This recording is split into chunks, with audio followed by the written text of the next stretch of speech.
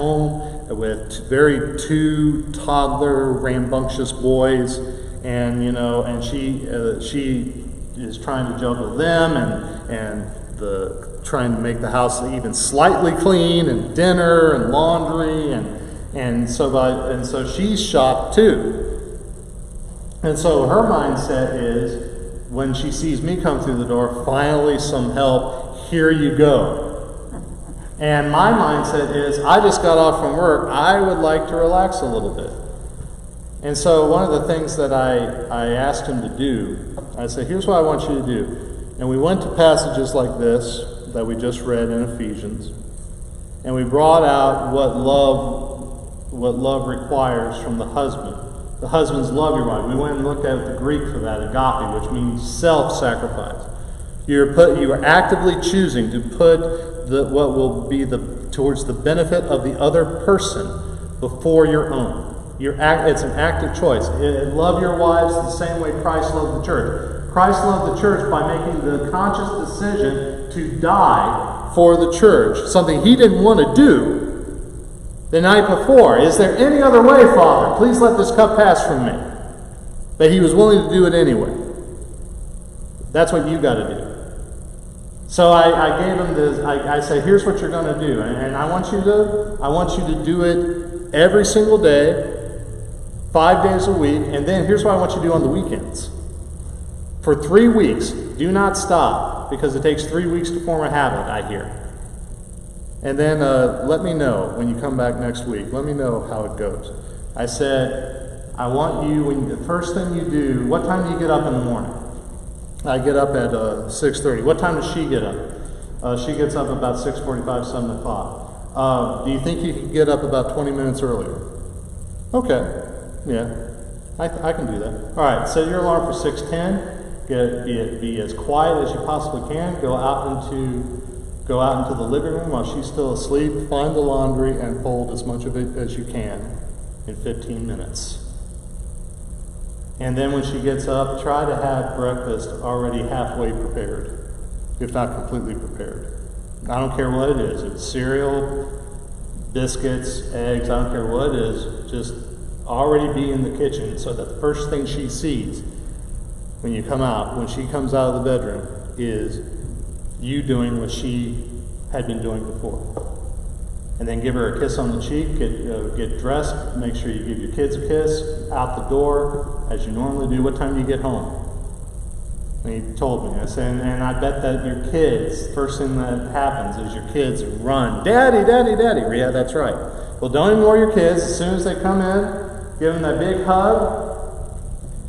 But then say, hey, I'm glad to see you. And after you've spent about 2 or 3 minutes with them, say, go play in your rooms for a little bit. Mommy and me need to have some alone time. Go up to your wife, give her a hug, give her a kiss, say, I'm so happy to see you. And then ask her, what can I do? Anything I can do to help you? What, you want me to help with dinner? You want me anything you need me to put up? You want me to watch the kids? Help with dinner. Cook it if she wants you to. If she doesn't want you to cook it, then do all the dishes. And tell her to put her feet up. And then sit down, and then put the dishes up, and then sit down and have quality family time with your wife and your kids, and make sure you include Bible time in there.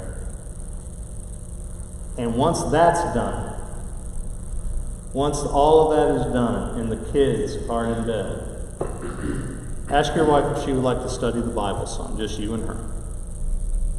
If she's too tired, then let her see you studying the Bible for about 15, 20 minutes. Because that was another thing. You're not being the spiritual leader of the home, she said.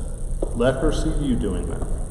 And only then, only when all of that is done, allow yourself about a half hour for video games. Only then.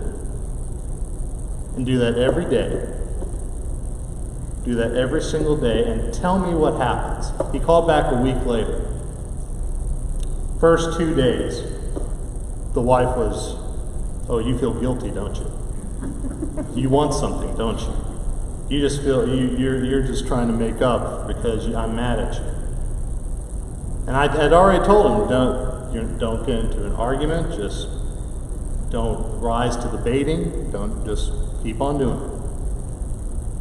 By the end of the first week, though, when he had called, he said at the beginning of the week it was suspicion. By the end of the week, she actually said, "Hey, I really appreciate you doing this."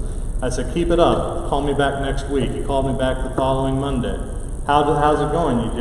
Have you done it? Have you continued doing it? Yeah, every single day. Did you do what I told you to do on the weekends? Yeah. What's it like? She's not mad at all.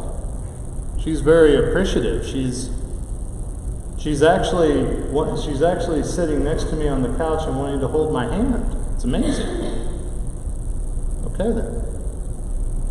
And I was like, whenever you feel comfortable with telling her that it's me that you're talking to, I'd love to talk to her too. Get her on the phone, But my point being is, what you're talking about is, I think, something that all of us can relate to. And it takes, in order for us to have the type of love that God wants in a marriage, and he tells us here he tells us in Ephesians, husbands, love your wives. Agape, that's self-sacrifice. And yeah, it doesn't say this in Ephesians, but just wives, just so you know, Titus chapter 2, verses 3 and 5, the older women teach the younger women to love their husbands. That word love, it's agape, it's the same thing. So, the type of love that will really strengthen a marriage and make marriage work is the type of love where you make the conscious choice. I don't care how inconvenienced I am. I don't care if I'm very, very tired. I'll reach down and I'll get that extra 10% that's in store, and I'll do what needs to be done. I remember, let me just say this real quick before I forget it. Towards the beginning of my marriage, when I began to not do this in my marriage, I remember something very clearly that Beth said to me. She said, you were a lot different before we got married. And I said, how so? And she said, because I lived in Belleville, Illinois in my apartment, and she lived in Columbia, Illinois in her grandmother's apartment, which was about 25 miles away. And you're dating, you want to spend all your time together. So over at the grandparents' house, walking in the neighborhood, I wouldn't get home till midnight, 1 o'clock in the morning. And even then, you'd call again, She said there was one time where you got home to your apartment at 12:30 at night. And I called you, even though I had just seen you, I called you and I was feeling bad. And I was feeling emotional and alone and everything. And you had just driven the 25 miles back, and it was 12:30 at night, and the first thing that you said was, "Hey, I'll be right back. I'm coming over right now." And it's like midnight, past midnight. You were willing to do that, and I had to talk you out of it. No, I'll be fine. But you were willing to do that. And then she said, and now I don't think you would. And she was right at that time. And that got me thinking. I was like, I am not the type of husband that God would approve of. Because the love is self-sacrificial. The love is making the conscious choice to put the benefit of others before yourself.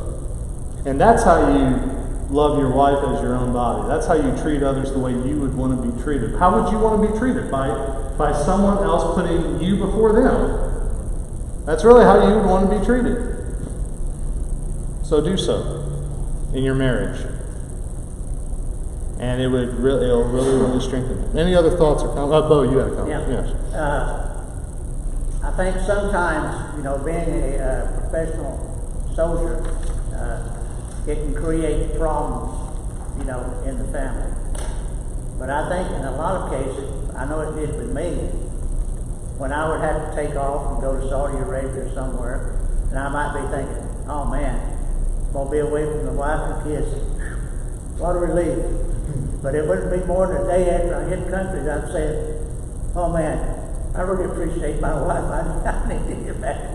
You know, so I think a lot of times, you know, by being separated, you learn to appreciate your wife or your spouse a lot more. Yeah, that is true. I definitely don't have the mindset. I heard someone said this to me very recently. I can't remember who though, but there was a joke where some guy said to an older husband, we got two options for you. Option A, you can spend the whole weekend with your wife, or he said B. Don't have that mindset. Don't have that mindset. Really quickly, because we just got a couple minutes left, here are just some things to throw out. And once again, just kind of like what I said when we started this particular topic. I mean, a lot of people in this room, some of you have been married longer than I've been alive. I just had to say it, but it's true. Some of you have been married longer than I've been married. Okay? And some of you have not been married as long as I've been married. And some of you, though, here's the kicker. Some of you have kids and grandkids who are either starting their marriage or at some point in the future they will. Likely. So don't think that this is not relevant. It is. It is relevant in one way or another. So here are some things. If need be, apply it to your marriage. If need be, share it with your kids and your grandkids. Because these are some things that I've found that will really help. Husbands and wives, don't forget how you were attracted to each other in the first place. And one of the big things that happened was, I mean, didn't you go out on dates? I mean, and didn't you have fun? Do it. Go. That's what babysitters are for. You know? And you know, the dates don't have to cost money. They don't. Sometimes they could, yeah, but sometimes they don't. Sometimes and sometimes you don't even have to leave the house to have a date. To do something very special that's just the two of us. You know? Hey kids, here's the remote control for Netflix. Go upstairs. You know, we'll see you in an hour. I have a nice little, a cigarette lighter, and here's a candle. I'm going to put it right here. And honey, surprise, welcome home. This is for you and me. Kids are upstairs. Leave them alone. We'll go get them in 45 minutes. If they need us, they'll scream. You know? You can do that. And yeah, call a babysitter. It would be good to do it, to make the budget if you need to make it in the budget, to have a out of the house date night once a month. Go see a movie, go have dinner with no kids. Do those things. Try to have in the house date night once a week if you can. But out of the house once a month, something like that. Do it with regularity. Remind yourselves of why you wanted to get married in the first place. Also, those of us who have children, here's something we need to remember. Our kids are important, and they are very important. But they are not the core of your family. They're not the core of the family.